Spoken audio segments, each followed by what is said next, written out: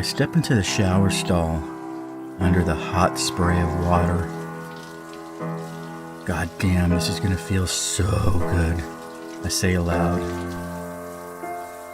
The warmth immediately expels the chill deep in my bones from working outside 7 miserable hours outside on this wet and icy winter day. Steam swirls in the air, and the hot water soothes my aching body. I can feel my tight muscles relax, and the cluster of knots in my back begin to untwine. I squeeze a gigantic glob of shampoo into my hand, more than needed. The warm water makes contact with the shampoo. The lather builds and thickens. I massage my scalp, paying particular attention to the massive stress and tension built up in my temples. With foam running down my face, I hear the bathroom door slowly creak open. I think to myself, that goddamn cat. I didn't close the door all the way, did I? Now a bit irritated, I continue to work the shampoo into my hair and scalp. I'm annoyed the cat took me out of my Calgon take me away moment. Gradually, a chilly flow of air envelops my body. I shiver from the cold and curse the cat one more time. I hear a creak from something heavily stepping on the wooden floor. I know the cat is getting a fat ass, but he's not that big. Oh well, maybe it's time to start buying him that diet meow mix for cats with fat asses, I chuckle to myself. With soap suds running down my face, I poke my head from around the shower curtain and yell, "No more fancy feast for you, buddy." I casually rinse the soap from my head and face, reluctant to leave this comforting sanctuary of warmth and tranquility. Rasps of guttural pants catch my attention. I am not alone. I open my eyes to something pressing its face into the shower curtain from the other side. The genderless body gyrates against the shower curtain with a perverted motion. The flimsy curtains hang from the curtain rod, which then sticks to the hazy body rubbing against it.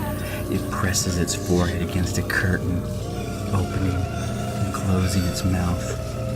I slam to the rear of the shower from the shock of seeing this obscene creature. The cold tiles of the shower stall wall prickle my skin like needles. It presses its featureless face deeper into the curtains.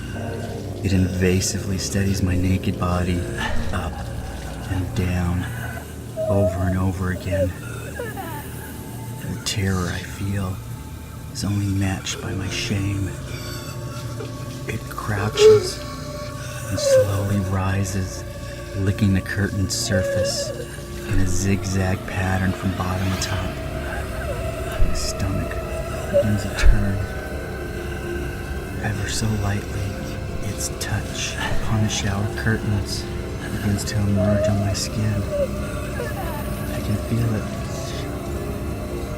The falling water from the shower head beat against my body and grows louder. My God, it's deafening. I fall to the ground, sobbing and scream, "Stop! Stop!" The soothing water quickly loses its heat, and pelts of cold water sting my skin. The beast laughs and cackles at my torment. It lowers its pressed hands to waist level and rubs its palm against the curtain's surface. In circular motions that grow faster and faster. The beating of the water grows louder and louder. I can't take it anymore. I want it to end. I accept my fate and reach for the shower curtain. My fingers are trembling violently from both cold and fear. Shaking, I grab a handful of the thin barrier and only thing separating it from me. I yank the curtains as hard as I can, ripping them down. I shut my eyes and bring my hands to my face as plastic curtain rings and rod crash to the floor. Seconds feel like minutes. I wait for a whisper with the stench of sewage to breathe obscenities into my ear. Any second, I expect those cold fingers to begin rubbing over my bare skin, granting themselves permission to go to those forbidden places. I wait. Silence and stillness are all I encounter. I slowly lower my hands and open my eyes to an empty bathroom. I pull the shower curtain over my exposed body. I can't stand to look at my nakedness. I try to stand, but my knees buckle when the faint echoes of laughter call out and fade from within the sink's drain hole. I can't tell how long I laid there before I became aware of my surroundings again. I am ashamed of my nakedness and reach for my white briefs. The white briefs my buddies at the gym laugh at me for wearing when we hit the shower. It's all in good fun. Still laying on the cold floor, I slip one leg in, and then the other. Once completely covered, I get to my knees and bring my hands to my face and begin to sob. Through my tears, I look down at my bare thighs and the low-rise underwear I wear. My mind wanders. I look good in tight underwear, with my 30-inch waist and my hairless swimmer's body. They joke. "Why do you wear kids' underwear?" They say, "You look like a little boy in your tighty whities." I look down at the tighty whities I wear, and I begin to cry again. "Why do you wear tighty whities? You look like a goddamn child. Why don't you wear a man's underwear?" They'll say tomorrow.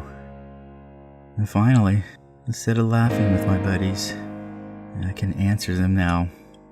I wear my tighty whities because they help me to not forget how it felt to have the innocence of a child. They remind me of what I lost tonight and will never have again.